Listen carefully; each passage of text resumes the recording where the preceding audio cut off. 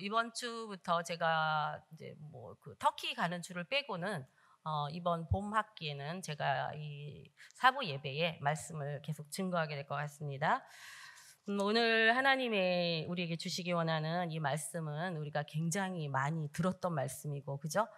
대부분의 믿음을 가진 분들은 암기를 할 수 있는, 하나님이 세상을 이처럼 사랑하사 독생자를 주셨으니 이는 멸망치 않고 영생 얻게 하십니다. 이거 뭐 어렸을 때부터 요한복음 3장 16절에 관해서는 저희가 굉장히 많이 듣고 또 굉장히 익숙한 말씀입니다.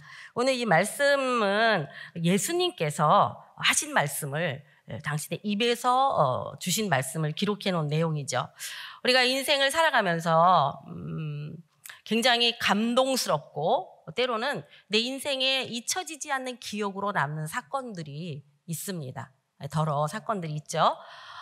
때로는 인간적으로 볼 때는 정말로 그 사랑하는 사람을 만났을 때 내 마음에 저 사람이다 라는 어떤 그런 감동이 있을 때 정말 그 끊임없이 그것만 생각하게 되고 어떻게 해서라도 저 사랑을 성취하고 싶은 그런 마음이 일어날 때, 그랬을 때 상대방이 같은 마음으로 나도 당신을 사랑합니다, 뭐 이런 우리가 그런 경험을 하게 될 때 우리가 엄청난 그런 감동이 밀려옵니다. 물론 이 중에서는 전혀 경험되어지지 않는 분들이 있을 것 같기도 한데, 이제 그런 경험을 했을 때 정말 내가 정말 원했던 것을 갖는 그 사랑이라고 하는 그 변화, 이것에 대해서 우리는 감동스럽다라고 밖에 말할 수 없습니다. 근데 성경에서 보면 이런 하나님 이 감동, 인간이 경험하는 감동이 인간 대 인간으로서의 감동이 아니라, 인간 대 인간의 감동은 사실은 처음에는 그토록 감동을 했는데 이 얼마 못 가죠. 3개월, 길어야 6개월 이 정도 가면 피차의 본색이 다 드러나는 결과, 내가 잘못 봤구나. 뭐 이런, 그래서 가능한 한 계속 잘 안 보이는 게 좋죠. 재미있는 얘기 중에 하나는 그 외국 분들하고 결혼한 분들이 이렇게 완전히 끝장을 내기 전에는 애지간해서는 싸우지를 않는답니다. 싸워봤자 소용이 없대요. 왜냐하면 말을 이제 자기네 나라 말, 막 흥분하면 자기네 나라 언어를 쓰잖아요. 피차가 못 알아듣는 거예요. 그러니까 못 알아듣다 보니까 우리는 상대방의 말 한마디 하면 그 한마디를 다 걸잖아. 아니, 어떻게 저런 말을 막 이러면서 그 말을 가지고 싸움이 깊어지는데, 이 외국인들하고 결혼한 생활한 사람들은 서로 말귀를 못 알아듣다 보니까 애지간해서는 그냥 싸워도 끝이 그냥 흐지부지 끝난 적이 많다는 얘기를 들었습니다. 근데 우리 안에 그 하나님으로 인한 어떤 그 경험들, 우리의 삶 속에, 그래서 성경에도 보면 하나님을 만난 사람들의 그 경험은 단순한 어떤 인간이 경험할 수 있는 최고의 기쁨이라고 할 수 있는 어떤 사랑의 확인이나 어떤 그런 차원이 아니라 인생을 완전히 턴시키는, 인생의 길이 완전히 달라지는 그런 감동을 경험하게 됩니다. 성경은 우리들에게 나를 만나라, 하나님께서 나를 좀 만나자, 난 너를 만나기를 원한다, 이게 끊임없이 우리에게 그 감동, 사랑의 감동을 하나님도 또 우리 자신도 경험하기를 원하세요. 그래서 어쩌면 성경에 있는 그 많은 이야기를 한마디로 요약을 한다면 성경의 그 이야기들은 사랑이라고 할 수 있고, 우리 인생의 승리, 성공을 한마디로 요약한다 하면 사랑을 얻은 사람입니다. 또한 사랑을 받고 있는 사람이고 사랑을 줄 수 있는 사람이죠. 어쩌면 인간에게서 가장 불행한 사람을 꼽는다면 사랑을 받아보지 못한 사람이요, 사랑을 줄 수 있는 사람이 없는 사람이요, 사랑에 대하여서는 전혀 그 상처밖에 없는 사람이라면 인간으로서는 어쩌면 가장 불행한 사람이라고 말할 수 있을 겁니다. 하나님은 오늘 이 말씀을 통해서 요한복음 3장 16절을 중심으로 한 문단 속에 있는 말씀이 사랑에 대하여서 말씀하고 싶어 하세요. 그래서 정말 내가 너희들에게 주고 싶은 사랑, 그 사랑 때문에 너희가 정말 세상에서는 얻을 수 없는 그 사랑으로 인한 너희의 감동을 나도 함께 누리고 싶다라고 오늘 이 말씀을 통해서 우리에게 말씀하고 있다고 저는 생각을 합니다. 요한복음 3장 16절에 그 한 절에 이런 말씀이 있죠. 하나님이 세상을 이처럼 사랑하사. 그래서 우리는 이 말씀을 듣게 될 때 하나님이 세상을 사랑하시는구나, 그렇게 이해를 하면서도, 근데 세상을 사랑한다는 건 어떤 것일까? 세상이라고 하는 단어에 대한 이 말씀하시는 개념을 우리가 나름대로는 이해할 수 있어야 됩니다. 그렇죠? 하나님이 세상을 사랑하신다는 거예요. 이 세상은 이 원어적으로 보면, 헬라어로 보면 코스모스라고 하는 어쩌면 질서가 잡혀있고 체계가 잡혀있는 우주 전체를 가리키는 것을 세상이라고 표현할 수가 있습니다. 이 언어적으로. 그러니까 이 우주를 만드신 분도 하나님이시잖아요. 그리고 우주 안에 질서가 있지 않다면 행성끼리 자기 마음대로 돌아다니고 뭐 자기 마음대로 이렇게 질서가 잡혀 있지 않다면 우주가 존재할 수도 없고 우리 지구 자체도 존재할 수가 없겠죠. 하나님의 창조의 섭리로 하나님께서는 이 우주와 만물 모든 것 가운데 당신의 질서를 만들으셨고 그 질서 가운데 지금도 모든 것이 움직이고 있습니다. 그래서 하나님께서 사실은 이 세상 전부를 천지와 만물을 창조하셨기 때문에 이 세상은 사실 하나님의 것이고 그리고 하나님은 당신이 만드신 것을 사랑하실 수밖에 없겠죠. 그래서 그런 의미에서 하나님이 세상을 이처럼 사랑하사라고 하는 의미는 하나님이 창조하신 모든 것, 모든 피조물을 하나님은 그저 만드시고 모른다 나는 니네 마음대로 어떻게 되든지 내팽겨 두시는 분이 아니라 당신의 마음 안에 사랑을 갖고 계시다는 겁니다.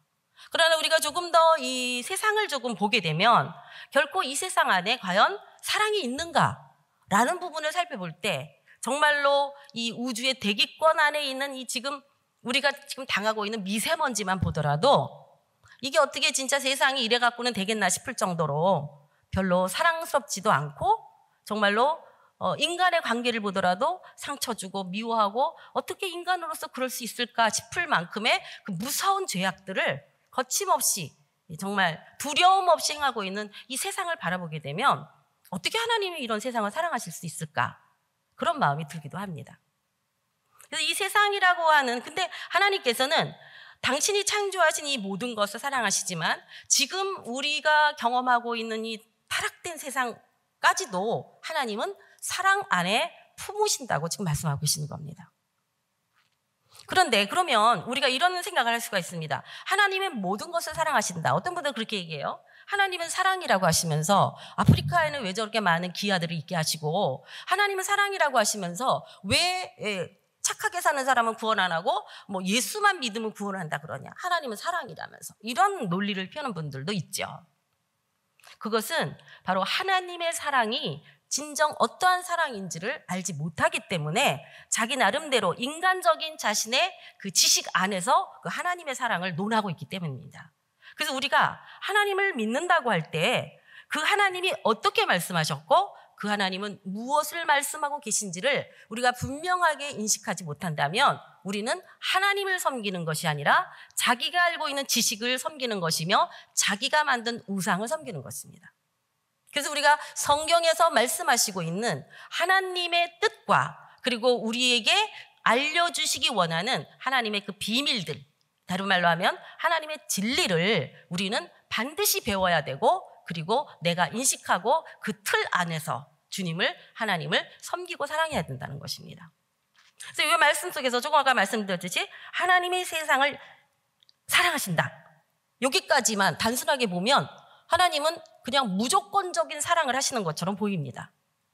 그리고 세상을 이 세상을 다 사랑하신다 이렇게 생각하지만 그 다음에 있는 단어가 굉장히 중요한 의미를 우리에게 주는 것입니다. 그 단어의 의미가 뭐냐면 그 다음에 있는 게 이처럼이라고 하는 단어가 들어있거든요. 이처럼. 이것이 우리에게 성경적으로 풀어지지 않으면 우리는 자기 나름대로의 하나님의 사랑을 생각하면서 자기 나름대로 하나님이 사랑해 주지 않는다, 뭐 왜 사랑하시지 않는가 이런 오해를 품게 된다는 것이죠. 우리가 인생에 살아가면서 이 사랑의 문제, 하나님의 이 사랑하신다는 문제가 풀어지게 되면 우리는 진정한 자유함을 누리게 되는 것이고 그 사랑 때문에 기뻐할 수 있는 것이고 그 사랑 때문에 보호하심을 받을 수 있는 것입니다. 그 지금 어떻게 사랑하시냐 하면 이처럼 사랑하신다는 거예요. 이처럼. 그래서 우리가 이처럼 사랑하신다는 게 뭔지를 우리가 좀 알기를 원합니다. 이처럼이라는 그 단어는 그 헬라어로 후토 이렇게 말하고 있어요. 후토라고 하는 게 이처럼이라면 그 다음의 문장을 말하는 것인데 이 독생자를 주시는 사랑을 말하는 것이죠. 그런데 이처럼이라고 하는 후톨은 단어의 뜻을 다른 말로 하면 뭐라고 표현할 수 있냐면 이 방법으로라는 뜻을 가지고 있어요. 그러니까 하나님은 세상을 사랑하시되 이 방법으로 후토로 사랑하신다는 거예요. 그럼 이 방법이 무엇이냐를 우리가 알아야 되겠죠. 하나님이 우리를 사랑하시는 방법은 무엇일까? 그리고 그 다음에 나오는 말씀이 뭐냐 하면은 말하자면 그 독생자를 주시는 사랑을 말하는 것이거든요. 이처럼 사랑하는 이 후토, 이 방법으로 사랑이다. 이 사랑이라는 것도 우리가 알고 있는 아카피오라고 하는 무조건적 사랑이에요. 그러니까 어떻게 보면 우리는 사실 이 아카피오의 사랑을 잘 우리가 할 수가 없죠. 왜냐하면 무조건적 사랑을 할 만한 우리 인격이 되지 않거든요. 인간의 삶은 항상 기브 앤 테이크의 삶이에요. 주고받고 내가 이만큼 줬으면 너도 날 이만큼 줘야 돼. 인간의 한계죠, 거기까지가. 그러나 하나님은 우리에게 이 무조건적 사랑을 주신다고 계속 말씀하시고 있는 거예요. 그런데 이 무조건적 사랑, 그러면 아까도 말했듯이 하나님은 사랑이시래? 무조건 사랑하신데? 그럼 모든 것이 경계선이 없이 모든 것을 사랑하셔야 되는데 하나님은 그렇게 말씀하시지 않았다는 거예요. 이처럼 사랑하셨다는 거예요. 이처럼이라고 하는 후토의 뜻이 뭐라 그랬다고요? 이 방법으로 사랑하신다는 거예요. 그럼 이 방법이 무엇이냐? 바로 우리는 이 방법이 무엇이냐를 분명하게 인식할 수 있어야 된다는 것이죠. 하나님께서, 다시 말한다면 하나님께서는 이 세상의 모든 사람, 이 땅에 보내진 모든 피조물을 사랑하기 원하세요. 사랑하세요. 그렇지만 하나님의 그 방법을 통해서만 하나님은 그 사랑이 전해지는 것이고 그 사랑이 힘을 쓸 수 있는 것이고 그 사랑의 파워가 나타나게 된다는 것이. 그래서 우리는 바로 이 방법을 우리가 알아야 된다는 것이죠. 그러면 독생자라고 하는 것은 외아들이라는 뜻이죠. 독생하신 외아들이라는 뜻이지만 성경적 개념에서 본다면 유일하신 아들이라는 뜻이에요. 그와 같은 아들이 없는 유일하신 독생자 예수 그리스도. 그를 통하여서 그 방법으로만 하나님은 세상을 사랑하신다는 거예요. 여기에는 굉장히 큰 비밀이 숨어 있습니다. 우리가 이 비밀을 깨달아 알아야 됩니다. 그것이 우리에게 선명해질 때 하나님의 비밀 안에 들어가 있는 자가 하나님의 비밀에 감추어진 능력과 그 비밀 속에 있는 하나님의 그 좋은 것들을 누릴 수가 있는 것입니다. 그 비밀을 알지 못하면, 예를 들어서 하나님이 우리에게 금고를 주셨어요. 이걸 사랑하는 자에게 다 주셨대요. 근데 문제는 뭐예요? 그 금고의 비밀번호를 알지 못한다는 거예요. 그러면 그 금고의 비밀번호를 알아야지만, 이게 뭐 1111인지 1134인지 이 번호를 알기만 하면 그 금고는 언제든지 열 수 있어요. 그 금고를 열게 되면 그 안에는 내가 필요한 모든 것이 들어있는 것이, 때로는 물질이, 때로는 어떤 나의 순종할 수 있는 마음이, 때로는 내가 더 견뎌야 될 수 있는 인내가 그 안에 다 들어있는데, 문제는 그 키번호, 그 금고의 비밀번호를 모를 때는 내가 아무리 커다란 금고를 갖고 있다 할지라도, 그 안에 엄청난 것들이 숨겨져 있다 할지라도 열어볼 수가 없다는 것입니다. 이 비밀을 하나님은 우리에게 알려주기를 원하시는 거죠. 이 비밀이 바로 하나님의 속한 것들입니다. 그래서 성경은 보면 하나님의 나라가 비밀이요, 그리스도인 성도가 비밀이요, 또 예수 그리스도가 비밀이요, 이렇게 비밀이라고 말하고 있는 것이죠. 그래서 우리는 하나님 안에 있는 비밀들이 우리에게 열려지면 열려질수록 우리는 믿음의 사람이 될 뿐만 아니라 능력의 사람이 되고 바로 주님과 더 깊은 사랑을 나누는 자가 되고 하나님을 더 깊이 깨달아 알 수 있는 바로 하나님을 아는 자들이 될 수 있다는 것입니다. 그래서 이 모노게네스라고 하는 이 독생, 유일하신 그 하나님의 사랑을 알게 되면, 자, 여기 이제부터 우리가 집중해서 좀 말씀을 읽으면서 보게 될 텐데, 그 말씀의 포인트가 예수 그리스도라기보다는 여러분이 오늘 이 말씀 속에서는 하나님에 대하여 좀 더 집중하시면서 말씀을 보기를 원합니다. 로마서 8장 39절입니다. 여러분에게 띄워드릴 거니까 쭉쭉 제가 읽으면서 여러분들 눈으로 따라 보시면서 이 부분을 좀 볼 수 있기를 바랍니다. 높음이나 깊음이나 다른 어떤 피조물이라도 우리를 우리 주 그리스도 예수 안에 있는 하나님의 사랑을 끊을 수 없다 말씀하겠습니다. 이 하나님의 사랑이 어디에 있습니까? 하나님의 사랑이 어디 있습니까? 예수 안에 있다는 것입니다. 자, 그 다음에 말씀 보면 요한복음 15장 9절 말씀입니다. 아버지께서 나를 사랑하신 것 같이 나도 너희를 사랑하였으니 나의 사랑 안에 거하라. 자, 여기 보면 예수님이 말씀하시기를 너희는 나의 사랑 안에 거하라 하면서 전제 조건을 달고 있습니다. 어떤 전제 조건이에요? 아버지께서 나를 사랑하신 것 같이입니다. 다시 말하면 하나님이 예수님을 사랑하신 것 같이 나도 너희를 사랑한다 이렇게 말씀하고 계시다는 거예요. 자, 여기 만약에 이거를 딱 끊어서 우리가 생각한다면 내가 너를 사랑해. 근데 그 예수님의 사랑의 근거는 뭐냐는 것이죠. 우리가 그 상식적으로 이런 이야기를 합니다. 사랑은 받아본 사람만이 사랑할 줄 안다. 그죠? 사랑을 받아본 경험이 없으면 어떻게 사랑해야 되는지를 몰라요. 베품을 다른 사람들에 대한 이렇게 돌봄을 경험하고 옆에서 보지 않은 사람은 어떻게 남을 돌봐야 되는 건지 어떻게 배려해야 되는 건지 자체를 배운 적이 없기 때문에 알 수가 없습니다. 근데 예수님이 뭐라고 말씀하시냐 하면 내 사랑을 너희에게 주기를 원해. 그런데 예수님이 그렇게 말씀하시는 거예요. 이 사랑은 사실은 아버지가 나를 사랑하신 그 사랑 때문이야. 아버지가 나를 사랑한 그 사랑 때문에 내가 그 사랑을 배웠어. 그 사랑을 알게 됐어. 그 사랑을 경험했어. 그래서 나는 이제 사랑할 줄 알게 되었어. 그래서 나는 너희를 사랑하기를 원해. 나 너희를 사랑해. 지금 이렇게 말씀하고 계시다는 겁니다. 또 다른 말씀을 좀 더 보면 로마서 5장 11절의 말씀을 보니까 그뿐 아니라 이제 우리로 화목하게 하신 우리 주 예수 그리스도로 말미암아 어디 안에서? 하나님 안에서 또한 즐거워하느니라. 이렇게 말씀하고 있습니다. 이 지금 우리가 읽은 말씀 속에서 굉장히 중요한 포인트는 하나님이 행하시는 모든 일들은 오직 예수 그리스도 안에서 우리에게 이루어진다는 것입니다. 무슨 의미냐 하면 하나님이 가장 친한 사람은 누구냐면 예수님이라는 거예요. 하나님이 모든 일을 하심에 있어서 당신의 모든 일들, 이제 뒤로 가면서 심판도 나오게 되지만 모든 일들을 맡기시고 모든 일들의 그 권리 행사를 할 수 있도록 예수님을 믿고 사랑한 그 사랑이 있었기에 주님이 우리를 사랑하신다는 거예요. 사랑할 수 있었다는 거예요. 우리는 사실은 많은 우리의 믿음 생활 속에서 우리의 믿음이 근거가 예수 그리스도에게 맞춰져 있습니다. 맞습니다. 예수 그리스도를 만나지 못하면 우리는 하나님을 만날 수 없습니다. 왜냐하면 성부 하나님 만날 수가 없어요. 왜냐하면 성자 예수 그리스도는 육을 가지고 이 땅에 오셔서 우리와 같은 성정을 가지고 사셨어요.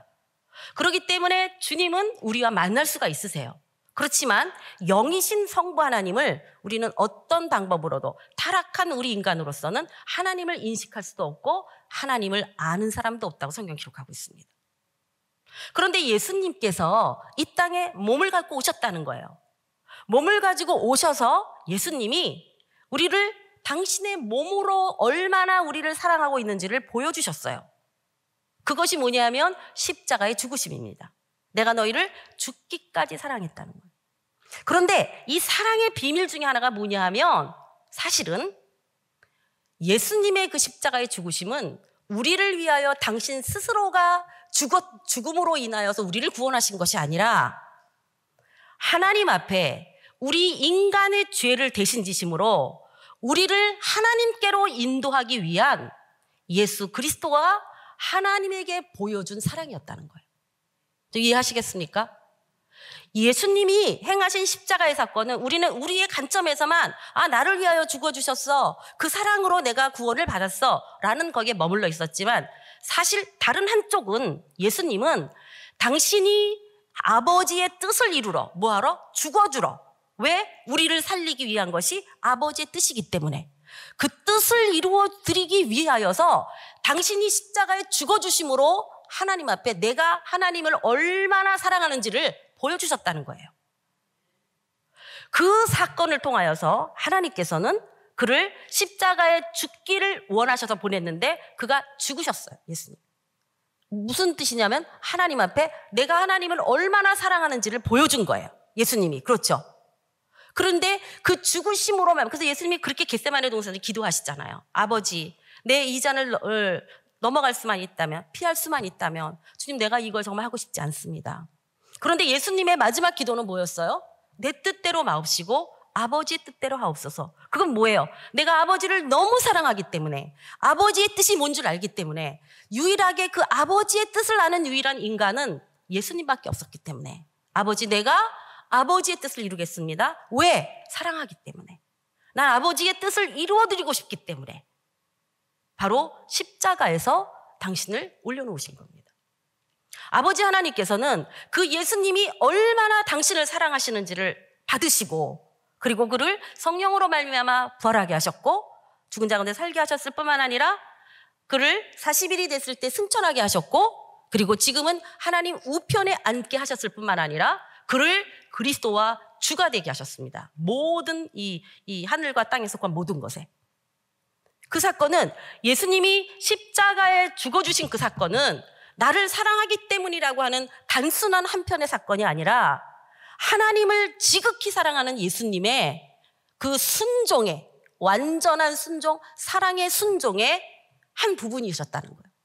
그 사실을 받으신 하나님께서는 이제 예수 그리스도로 말미암아 이제 올라오게 하시고, 승천하게 하시고, 부활하게 하시고, 승천하게 하시고, 하늘 우편에 앉게 하시고, 그리고는 이 우주와 만물에 보이는 것과 보이지 않는 것, 하늘과 땅에 그 주와 그리스도가 되게 하시는 영광을 부여해 주셨어요.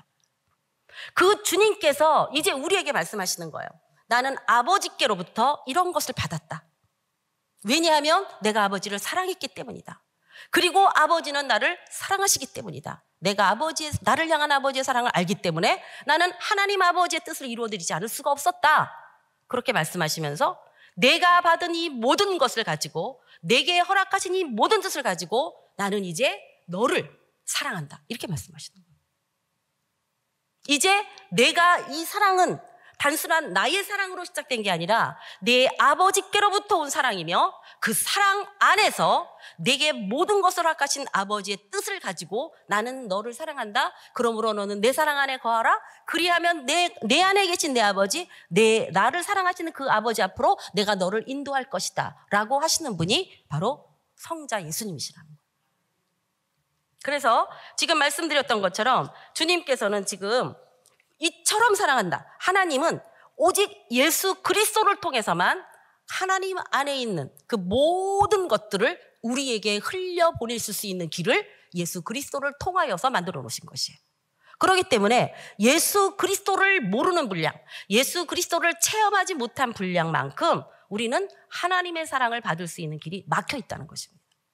예수 그리스도 누구신지를 아는 것, 그 예수 그리스도의 십자가 사건이 단순하게 죽음과 부활만이 아니라 그분을 승천하게 했고, 만약에 주님이 부활하시지 않았다면 승천하실 수 없었겠죠. 하나님이 그를 끌어올려 주셔서 하나님 우편에 앉으시지 않았다면 오늘 우리가 그리스도 안에서 주와 함께 거기 앉아 있을 수가 없었겠죠.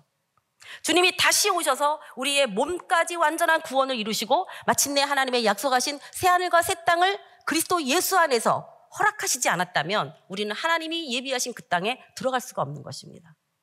그래서 하나님께서 예수 그리스도를 통하여서만 당신의 사랑, 당신의 모든 것을 주시기로 확증하신 사건이 십자가의 사건입니다. 그리고 그 십자가의 사건을 예수님께서는 감당하셨습니다. 그리고 예수님이 십자가에서 죽으시는 그 순간에 예수님은 모든 것을 다 이루었다. 자기 뜻을 이룬 것이 아니라 아버지의 뜻을 십자가로 말미암아 사랑하기 때문에 다 이루어드렸다라고 하는 바로 예수님의 고백이 있으셨습니다. 다 이루었다라고 하는 말이 사실은 성경에 한 번 나오는 게 아니라 3번이 나옵니다.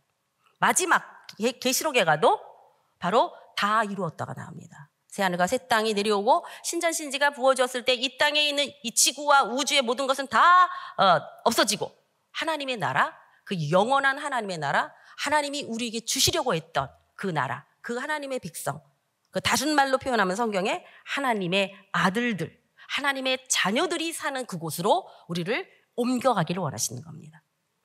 근데 이것은 누구의 뜻이냐면 하나님 아버지의 뜻인 겁니다. 바로 이 하나님 아버지의 뜻을 이루어드리기 위하여 예수님은 이 땅에 오신 겁니다. 오늘 우리들은 예수 그리스도만을 통해서 하나님의 뜻 안으로 들어가게 되는 것입니다. 우리가 예수를 모른다면, 그 다음 말씀이 이거죠. 독생자를 통하여서, 그러면 예수님은 이처럼 이 후토라고 하는 이 방법을 통해서만, 오직 이 방법을 통해서만 하나님이 우리에게 주셔가는 목표는 무엇이냐? 그것은 베드로전서 3장 18절 말씀 보면, 그리스도께서도 단번에 죄를 위하여 죽으사 의인으로서 불의한 자를 대신하였으니 이는 우리를 하나님 앞으로 인도하려 하십니다. 예수의 십자가의 죽으심은 나를 구원한다라는 차원으로 끝나는 것이 아니라 구원받은 나를 어디로? 성부 하나님 앞으로 인도하시기 원하는 하나님의 계획이 있으셨다는 것입니다. 그래서 육체로 죽임을 당하셨지만 영으로는 살리심을 받으셨다 말씀했고, 에베소서 1장 4절을 보게 되면 곧 창세전에 그리스도 안에서 우리를 택하사, 이거 누가 택하신 거예요? 하나님이 택하신 거예요. 언제? 창세전에, 세상을 만들기도 전에 하나님은 당신의 아들들을 하나님 나라에 함께 살기로 작정하시고, 그리고 하나님께서 그리스도를 보내시고, 그리고 아담의 범죄한 우리들을 제2의 아담으로 오신 예수 그리스도로 말미암아 십자가에서 죄의 모든 대가를 지불하시고 우리를 그리스도 안에서 살리시게 하는 것이 누구의 뜻이었느냐? 성부 하나님의 뜻이었다는 것입니다. 이것이 바로 독생자이신 예수 그리스도를 이 땅에 보내신 하나님의 목적이신 겁니다. 그래서 하나님께서는 에베소서 1장 4절의 말씀을 계속 보게 되면 그리스도 안에서 우리를 택하사 우리로 사랑 안에서, 바로 하나님의 사랑 안에서, 예수의 사랑 안에서 그 앞에 거룩하고 흠이 없게 하시려고 독생자 예수 그리스도, 유일하신 참 하나님, 죄 없으신 그분을 이 땅에 보내셔서 십자가를 지게 하셨다는 것입니다.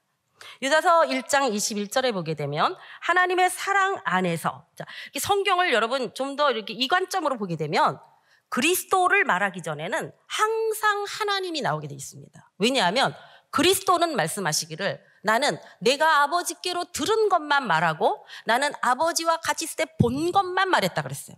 절대로 예수님 스스로가 자신의 것을 말했다고 기록한 데가 한 군데도 없습니다. 그 말은 예수님은 전적으로 하나님이시기도 하지만 성부 하나님의 뜻을 정말 1도 거슬리지 않으시고 모든 것을 순종하셨다는 말씀입니다. 여기도 지금 그 말씀하고 있죠. 사랑 안에서 우리를 거룩하고 흠이 없게 하시려고 하나님께서 바로 이 독생자, 그 사랑의 목표가 우리를 거룩하고 흠이 없게 하시려는 것이었고, 그리고 유다서 1장 21절에 보면 하나님의 사랑 안에서 자신을 지키며 영생에 이르도록 우리 주 예수 그리스도의 긍휼을 기다리라. 우리 주 예수 그리스도의 긍휼이 여기심이 없이는 우리는 영생에 이를 수가 없습니다. 하나님은 영생을 우리에게 주기 원하시지만 우리에게 그리스도가 없다면 우리에게는 영생이 있을 수가 없는 것입니다. 그리스도의 긍휼, 십자가의 긍휼하심이 우리에게 미치지 않는다면 어떤 누구도 영생을 얻을 수 있는 방법이 없다는 것입니다. 요한일서 1장 3절을 보게 되면 은혜와 긍휼과 평강이 하나님 아버지와 아버지의 아들 예수 그리스도께로부터 진리와 사랑 가운데서 우리와 함께 있다, 이렇게 말하고 있습니다. 하나님은 우리에게 독생자 예수님을 통하여서 은혜와 긍휼과 평강을 주시기 원하는데 누구를 통해서? 이 방법으로만, 아들 예수 그리스도를 통해서만 주기 원하신다는 겁니다. 지금 말씀드렸던 것처럼 예수님은 이 아버지의 뜻을 이루어드리기 위하여서 십자가에서 자기의 몸을 하나님의 뜻 가운데 내어드렸고, 아버지 어찌하여 나를 버리시나이까? 라고 하는 그 우리의 죄를 감당해야 되는 것이 아버지의 뜻이었기 때문에 성경은 예수를 이 땅에 보내신 것은 죽이려고 보내신다고 분명히 기록하고 있습니다. 근데 왜 죽이느냐? 그리스도 안에서 우리를 살게 하시기 위해서. 그것이 아버지의 뜻이라는 것입니다.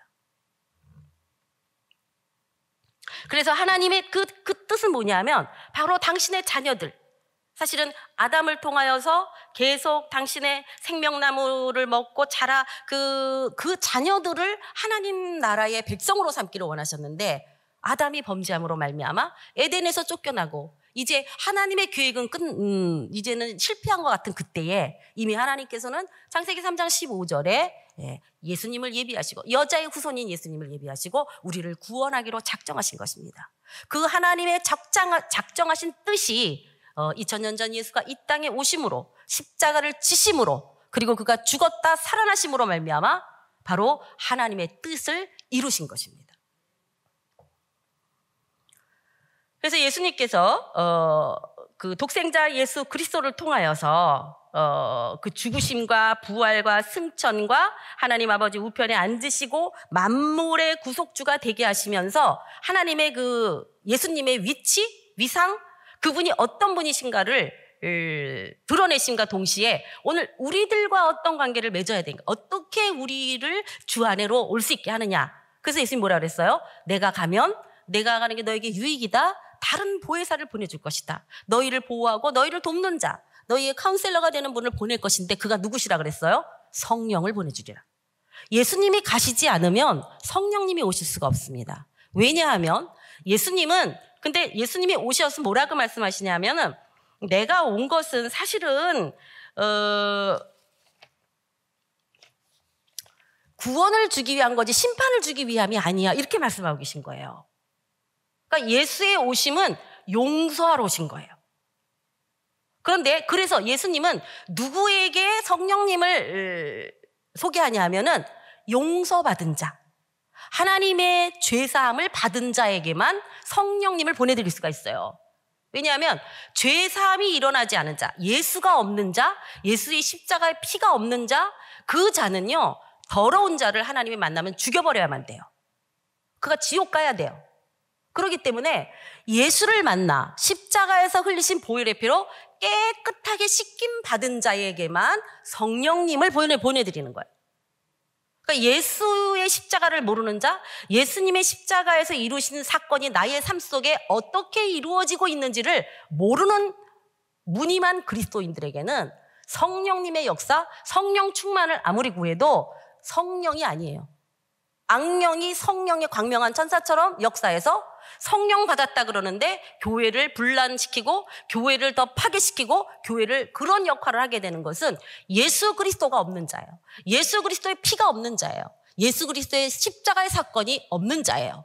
그런데 예수님 없이 성령 충만만 받고 정말 회개함이 없이 내 죄를 다 예수님의 십자가에 못 박고 피뿌림으로 말미암아 정결해지지 않은 상태 속에서 성령 충만을 주세요, 능력을 주세요 이래가지고 받았다고 생각했는데 사실은 그거는 하나님의 것이 아니라는 거예요. 왜냐하면 하나님의 유일한 방법은 오직 예수 그리스도를 통해서이기 때문에.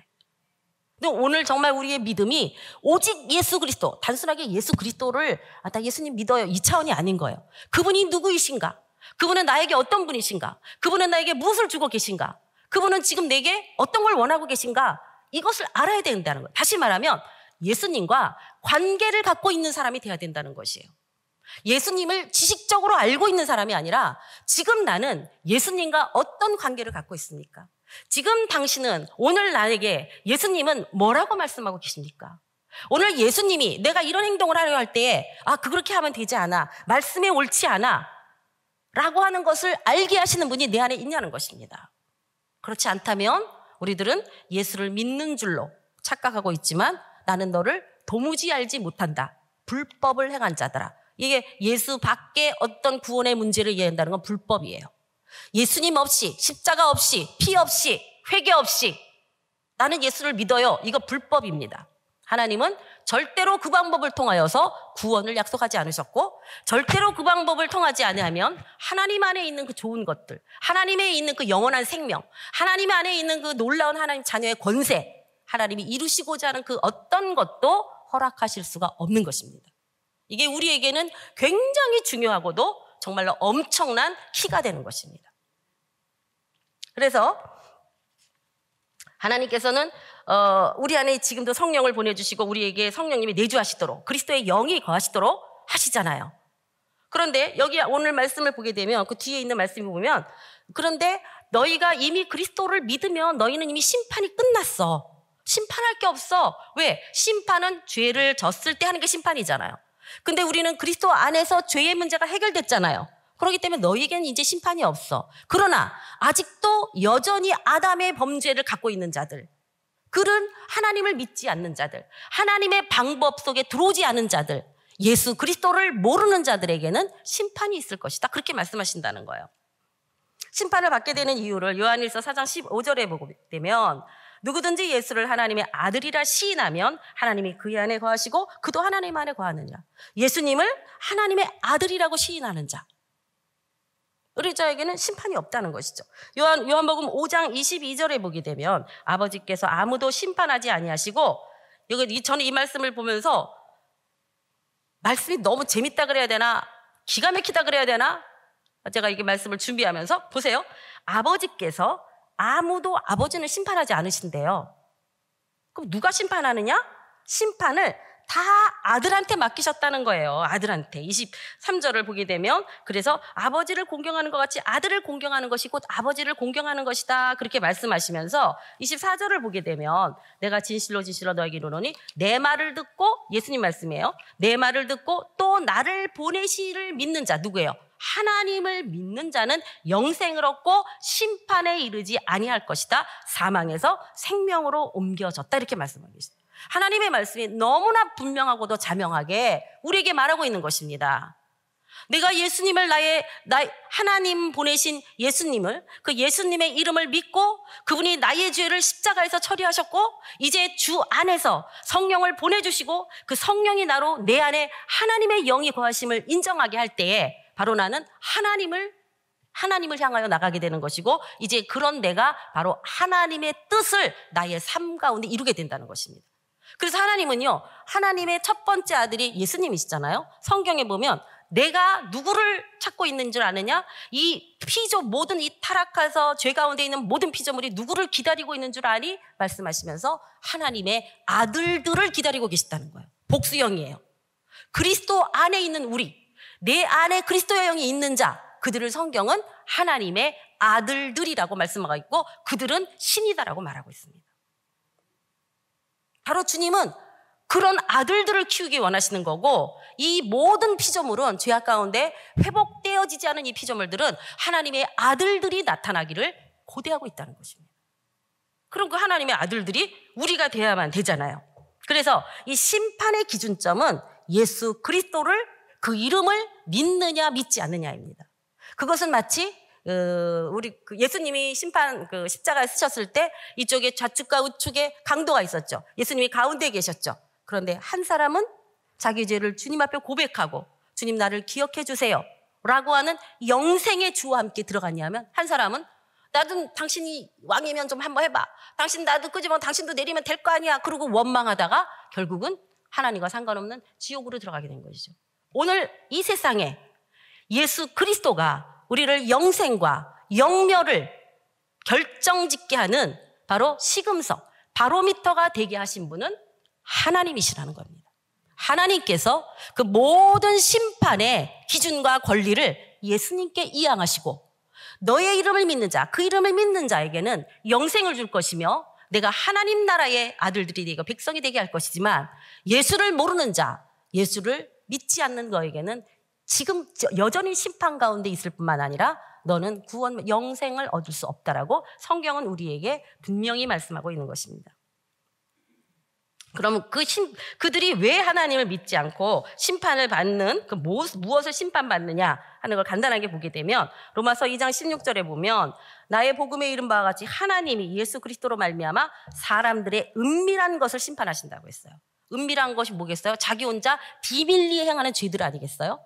이것을 심판받을 것이고, 고린도후서 5장 10절을 보게 되면 우리가 다 반드시 그리스도의 심판대, 하나님의 심판대가 가는 게 아니에요. 그리스도의 심판대라고 써 있습니다. 왜냐하면 그 심판을 누구에게 이름하셨기 때문에, 하나님께서 예수님에게 이름하셨기 때문에.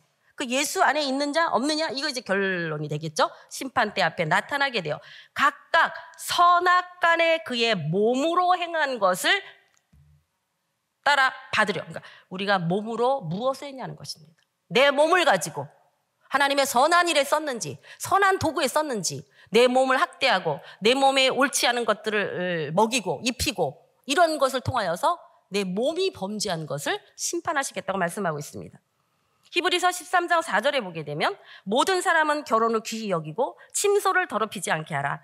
음행하는 자들과 간음한 자들 하나님이 심판할 거라고 말하고 있습니다. 왜냐하면 가정은 하나님이 허락하신 공동체, 하나님의 교회이기 때문입니다. 이 교회를 허물고 교회를 파괴시키는 것, 이것은 하나님이 심판하시겠다고 분명히 말씀하셨습니다. 야고보서 2장 13절. 저 이 말씀을 우리가 굉장히 중요하게 받아야 될 말씀 생각합니다. 자, 다 같이 한번 읽어보겠습니다. 야고보서 2장 13절. 긍휼을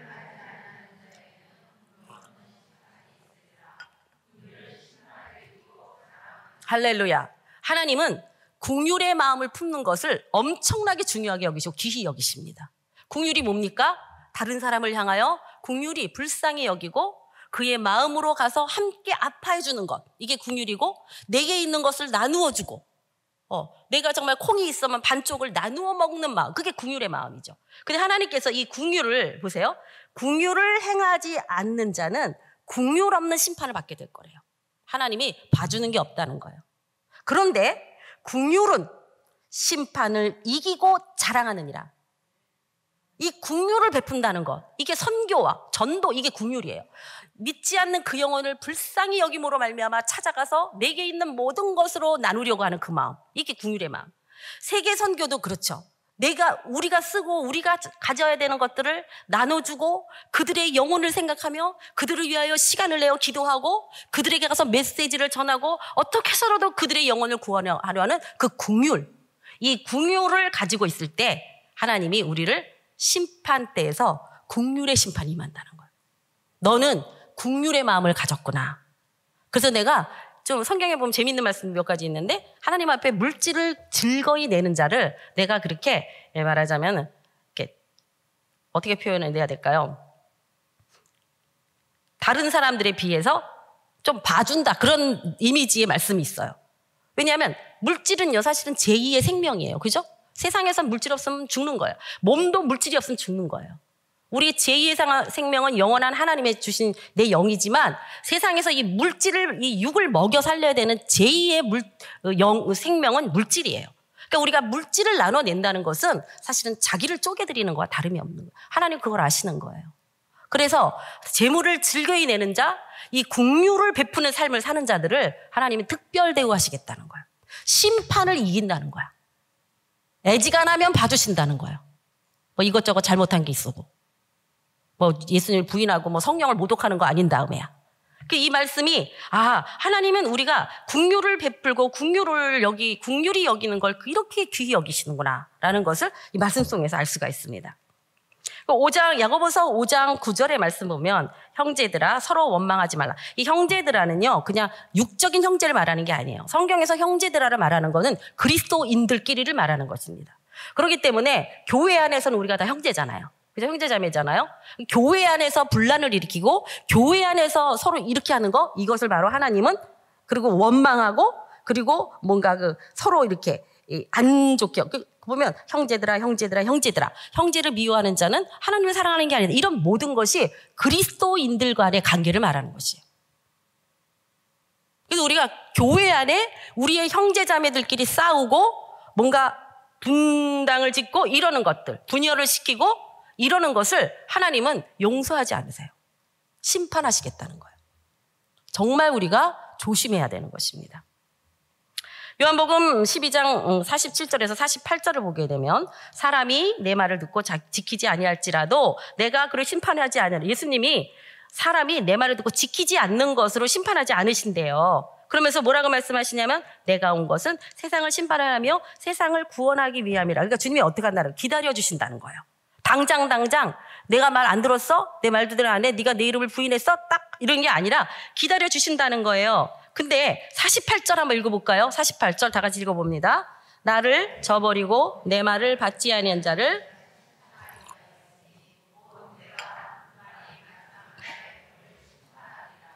심판이 언제까지 끝까지 있다는 것이 심판하지 않고 언제까지 간다는 게 아니라 언제 심판은 있을 것이다? 마지막 날에, 주님 오시는 날에. 그래서 지금 우리가 하나님께서 우리를 내가 이렇게 맘 놓고 정말 저 사람 왜 저렇게 살지? 예수 믿는다고 그러면서 왜 저렇게 살지? 떼지는 하나님을 안 믿어도 세상에 어떻게 저렇게 살 수 있을까 하는 그 사람들, 근데 저렇게 잘 살지? 그런 사람들이 결코 끝까지 가지 못한다는 거예요. 하나님의 이 마지막 날에는 모든 자들을 심판하실 거라고 성경은 우리에게 말씀하고 있습니다. 그러니까 예수님은 우리 여전히 기다려주고 계신 거예요. 돌이키기를 원하시는 거예요. 그렇다고 해서 주님이 심판의 권세가 없는 게 아니라 이미 죽게 들어온 자는 심판을 이미 넘어간 것이요. 주님을 아직도 모르는 자들에게는 심판에 걸려 있지만 주님은 아직도 그들이 말로 때로는 행동으로 주님을 거부하고 주님에 대해서 그런다 할지라도 주님은 구원하러 오셨기 때문에 지금도 우리를 기다리고 계신다는 거죠. 그래서 은혜 받을 만한 때요, 구원의 날인 것입니다. 그러나 주님이 오시는 그날에, 다시 오시는 그날에는 마지막 심판 때에 모든 사람은 쓰게 될 거라고. 그러니까 또 주님 안에서 잘한 사람은 그 행위책에 의해서 또 기념책에 의해서 상을 주시기 위해서 우리가 쓰죠.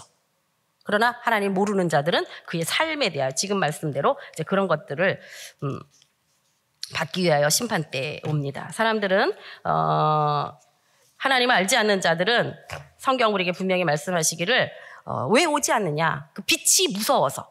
왜? 빛에 오면 자기의 모든 악함이 드러나기 때문에 도리어 빛을 미워한다. 그렇게 말씀하고 있습니다. 그러나 우리들은 빛을 사랑한다. 빛을 사랑하는 자들이라고 말씀하고 있는데 그럼 어떤 사람이 빛의 사람인가? 요한복음 12장 46절 말씀 보겠습니다. 요한복음 12장 46절 보게 되면 나는 빛으로 세상에 왔나니 예수님이죠. 물은 나를 믿는 자로 어둠에 거하지 않게 하람이라. 그러니까 빛의 근원은 내가 빛을 쫓아가는 게 아니라 이미 빛인 그분이 있기 때문에 빛을 따라가는 것입니다. 만약에 빛이 있지 않았다면 우리는 빛을 찾아갈 수 없었겠죠.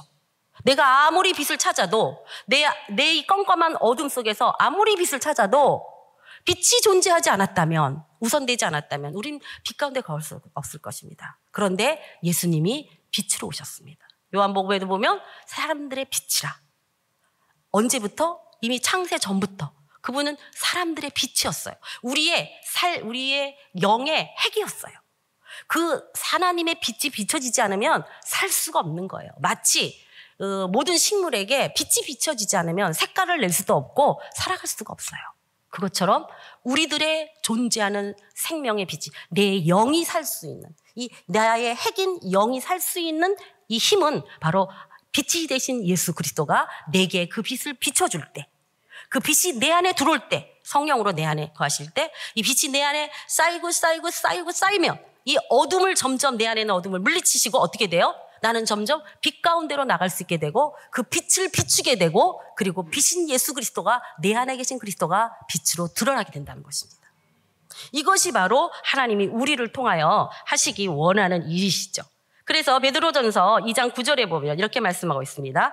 너희는 택하신 족속의 왕같은 제사장이요 거룩한 나라요 그의 소유가 된 백성이니 이는 너희를 어두운 데서 불러내어 그의 기이한 빛에 들어가게 하신 이의 아름다운 덕을 선포하게 하십니다. 우리에게 그것을 주신 이유는 뭐예요? 성경은 우리에게 분명히 말씀합니다. 하나님이 우리를 창조하신 것은 당신의 영광을 드러내기 위함이요 또한 하나님을 찬양하게 하기 위해라 말하고 있습니다. 그 빛이 우리 가운데 들어올 때에 그 생명의 빛으로 풍성해질 때 우리는 하나님의 영광을 드러내게 될 것이고 우리 입술에서 찬양이 끝나지 않을 것입니다. 이것이 바로 우리를 지으신 하나님의 목적이라고 하는 것입니다. 그래서 다른 말씀 보면 이제 형제를 사랑하지 않은 자가 어떻게 빛 가운데 거하겠냐. 형제는 우리 믿는 자를 말한다 그랬죠. 그러니까 우리가 교회를 허물거나 교회 안에서 이렇게 미워하고 이러는 것은 정말 조심해야 돼요. 아주 그냥 빛을 거부하는 행동이에요. 주님이 오실 수가 없다는 거예요. 이게 우리가 결국은 심판 때 쓰게 되는 아주 무서운 결과를 가져오는 것이죠. 계시록 21장 23절 24절 한번 봅니다. 그 성 예루살렘 성은 해나 달의 비춤이 쓸데없으니 이는 하나님의 영광이 영화로울 영의 빛자 빛광이잖아요. 하나님의 그 영화로운 빛이 영광이에요. 바로 그 영광이 비치고 어린 양이 그 등불이 되셔서 만국이 그 빛 가운데로 다니고 땅의 왕들이 자기의 영광을 가지고 그리로 들어가리라. 그러니까 이 빛의 사람은 이 예수 그리스도 안에 있는 빛을 내가 믿음으로 받아들임으로 말미암아 그분의 빛이 내 안에 가득 차게 하고 그 빛으로 말미암아 예수를 다시 증거하고 그러므로 말미암아 하나님께 영광을 돌리는 삶을 사는 것. 이것이 바로 하나님이 이 방법을 통해서만 우리를 구원하시는 목적이 되신다는 것입니다. 그래서 그들이 빛으로 나온다 그랬잖아요. 근데 왜 나오냐 봤더니 자신의 행위가 내가 한 모든 것이 하나님 안에서 하고 있다는 것을 드러내기 위하여. 결국 하나님의 영광을 드러내기 위하여서 우리가 빛 가운데로 하나님의 사람들이 빛 가운데로 나온다는 것이죠. 시편 36편 9절에 보면 이렇게 말씀하고 있습니다. 진실로 생명의 원천이 주께 있사오니, 우리의 생명의 원천은 주께 있는 것입니다. 하나님께 있는 것입니다. 주의 빛 안에서 우리가 빛을 보리이다. 그러니까 우리는 예수의 빛 안에서만 하나님의 빛을 볼 수 있다는 것입니다. 그러니까 예수를 보는 데서 끝나는 것이 아니라 우리는 어디로 더 나가야 되냐면 하나님을 보는 데로 나가야 되고, 하나님의 영광을 드러내는 데로 나가야 되고, 하나님의까지가, 그래서 삼위일체 하나님, 내 안에서 성령으로 역사하시고, 또 내가 예수를 알고 예수를 알므로 말미암아 성령께서 나를 더 예수를 알게 하시고, 하나님의 뜻을 밝히 드러내므로 성령과 예수님이 우리를 하나님 앞으로 인도하여 그 하나님과 더불어 살게 되는 하나님의 아들들의 삶을 살게 하시는 하나님의 계획이 바로 이 하나님의 방법을 통하여, 이 구원의 방법을 통하여 이루어지게 하신다는 것이죠. 자, 오늘 이 요한복음 3장 16절에서 21절의 말씀의 핵심을 결론적으로 한번 이제 하고 마무리를 할 것입니다. 우리는 예수님을 알아야 됩니다. 예수님을 체험해야 됩니다. 근데 예수님은 어떻게 체험합니까? 말씀을 통하여서. 말씀을 읽어야 되고, 그분이 어떤 분이신지 알아야 되고, 기도함을 통하여서 예수님이 어떤 분이신지를 우리 마음과 체험해야 되고, 성령의 기름 부으심과 성령이 우리를 기름 부으심으로 말미암아 하나님을 알게 하시고, 그리고 가르치심을 통하여서 하나님께로 나아가야 되는 것입니다. 하나님께로 나아갔을 때 우리의 영이 그의 그 예비하신 그 모든 그 기이한 그 빛 가운데에 우리의 삶이 기이해지기 시작하는 것이죠. 그래서 우리는 자연적인 삶을 사는 자가 아니라 정말로 이제는 초자연적인 삶, 하나님의 아들들이 누리는 삶을 이 세상에 살지만 이 세상의 사람이 아니라 하늘의 사람들로 살아가기를 하나님이 원하신다는 것입니다. 하나님은 오직 예수 그리스도의 아버지에 대한 사랑의 확증, 다시 말해서 하나님은요, 예수 그리스도가 하나님을 얼마나 사랑하시는지를 십자가에서 보여주심으로 말미암아 이제 그를 통하여 일하시기로 확정하셨습니다. 그리고 하나님은 예수 그리스도의 십자가 사랑 안에서 우리를 구원하시기로 확정하셨습니다. 하나님은 예수 그리스도의 십자가 승리 때문에 우리에게 영생을 주시기로 확정하셨습니다. 하나님은 예수 그리스도의 이름을 믿는 자들에게 모든 하늘에 속한 것들을 다 주시기로 확증하셨고, 하나님은 예수 그리스도 안에 있는 빛을 우리에게 주셔서 우리도 빛된 하나님의 자녀로 살게 하시기로 작정하셨습니다. 하나님은 오직 예수 그리스도를 통하여서 모든 일, 구속에서부터 회복과 그리고 놀라우신 하나님의 자녀됨의 권세, 모든 것을 성취하게 하셨고, 오직 예수 안에서 우리 하나님의 사랑을 받고, 그리고 영원히 하나님 나라에서 하나님과 함께 사는 자들로, 하나님의 복받은 자녀들로 우리를 예수 그리스도를 통해서 우리를 자녀 삼으시기로 작정하셨습니다. 이것이 유일한 하나님이 이처럼 사랑하사, 하나님이 세상을 이처럼 사랑하사, 바로 예수 그리스도. 근데 예수님의 그 사랑, 하나님에 대한 사랑의 확증 때문에 오늘 우리가 그 사랑을 경험할 수 있게 된 것입니다. 저와 여러분이 예수 그리스도를 더 알고 더 체험하고 더 깊이 알기를 소망해서 그리스도 안에 있는 그 놀라운 하나님의 사랑을, 사랑받는 사람이 제일 이쁘잖아요. 그죠? 사랑받으면 사람이 바뀌어지잖아요. 인간적인 사랑을 받아도. 하물며 하나님의 사랑을 받는 자, 그 사람보다 더 성공한 사람, 그 사람보다 더 대단한 사람, 그 사랑을 누리는 사람, 하나님은 그 사랑을 우리에게 누리게 하시기를 원하십니다. 그 사랑으로 주님을 더 깊이 알므로, 주님을 더 사모함으로, 주님을 향하여 더 기도함으로 하나님의 이 감추어진 비밀들을 저와 우리 모두 일회교회 하나님께 부어주신 이 사랑을 마음껏 누리는 저와 여러분 될 수 있기를 간절히 소망합니다. 기도합니다.